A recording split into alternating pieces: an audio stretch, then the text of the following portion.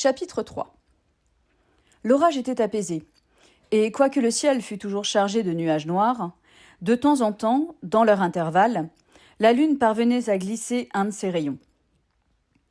Pendant un de ces moments de clarté rapide que l'obscurité venait bientôt éteindre, je détournai mes regards de cette porte que je croyais avoir entendu crier, pour les étendre autour de moi. J'étais, comme j'avais cru le distinguer malgré les ténèbres, au milieu d'une vieille abbaye en ruine. Autant qu'on en pouvait juger par les restes encore debout, je me trouvais dans la chapelle. À ma droite et à ma gauche s'étendaient les 2 corridors du cloître, soutenus par des arcades basses et cintrées, tandis qu'en face, quelques pierres brisées et posées à plat au milieu de grandes herbes indiquaient le petit cimetière où les anciens habitants de ce cloître venaient se reposer de la vie au pied de la croix de pierre, mutilée et veuve de son Christ, mais encore debout.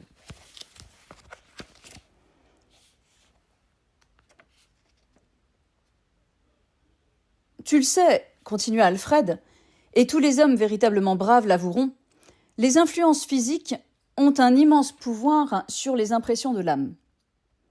Je venais d'échapper la veille à un orage terrible. J'étais arrivé à moitié glacé au milieu de ruines inconnues, je m'étais endormi d'un sommeil de fatigue, troublé bientôt par un bruit extraordinaire dans cette solitude. Enfin, à mon réveil, je me trouvais sur le théâtre même de ces vols et de ces assassinats qui, depuis 2 mois, désolaient la Normandie.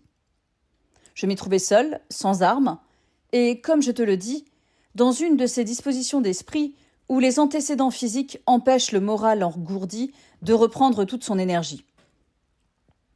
Tu ne trouveras donc rien d'étonnant à ce que tous ces récits du coin de feu me revinssent en mémoire et à ce que je restasse immobile et debout contre mon pilier au lieu de me recoucher et d'essayer de me rendormir.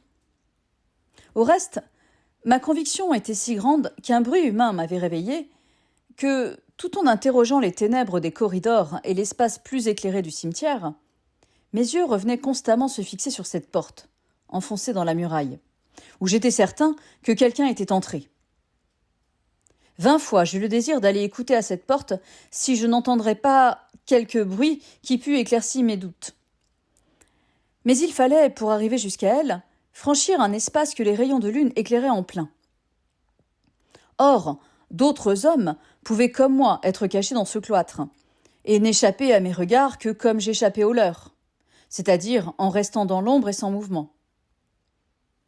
Néanmoins, au bout d'un quart d'heure, tout ce désert était redevenu si calme et si silencieux que je résolus de profiter du premier moment où un nuage obscurcirait la lune pour franchir l'intervalle de 15 à 20 pas qui me séparait de cet enfoncement et aller écouter à cette porte.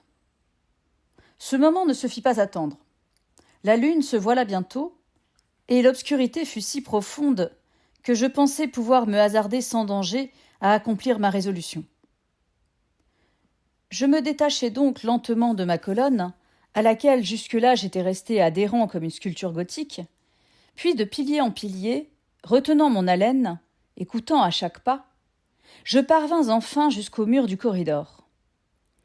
Je le suivis un instant en m'appuyant contre lui. Enfin, j'arrivai au degré qui conduisait sous la voûte, je descendis 3 marches et je touchai la porte. Pendant 10 minutes, j'écoutais sans rien entendre, et peu à peu ma première conviction s'éteignit pour faire place au doute. J'en revenais à croire qu'un rêve m'avait trompé, et que j'étais le seul habitant de ces ruines qui m'avait offert un asile. J'allais quitter la porte et rejoindre mon pilier, lorsque la lune reparut en éclairant de nouveau l'espace qu'il me fallait traverser pour retourner à mon poste. J'allais me mettre en route, malgré cet inconvénient qui, pour moi, avait cessé d'en être un, lorsqu'une pierre se détacha de la voûte et tomba.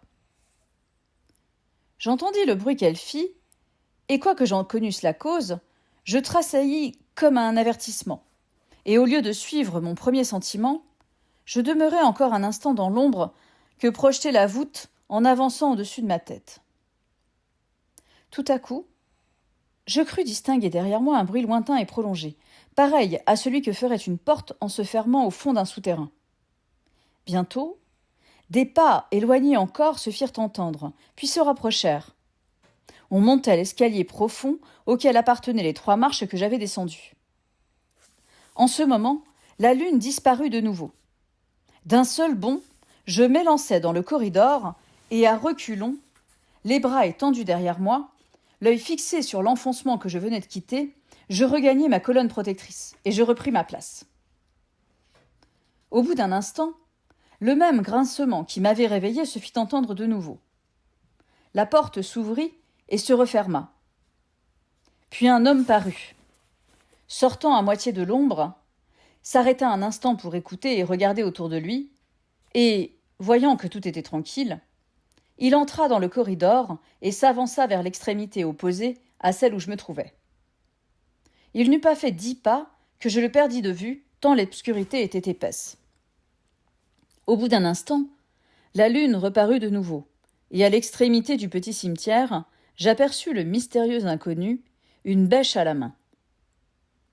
Il enleva 1 ou 2 pelletées de terre, jeta un objet que je ne pus distinguer dans le trou qu'il avait creusé, et, sans doute pour que toute trace de ce qu'il venait de faire fût cachée aux hommes, il laissa retomber sur l'endroit auquel il avait confié son dépôt la pierre d'une tombe qu'il avait soulevée. Ces précautions prises, il regarda de nouveau autour de lui, et ne voyant rien, n'entendant rien, il alla reposer sa bêche contre un des piliers du cloître et disparut sous une voûte.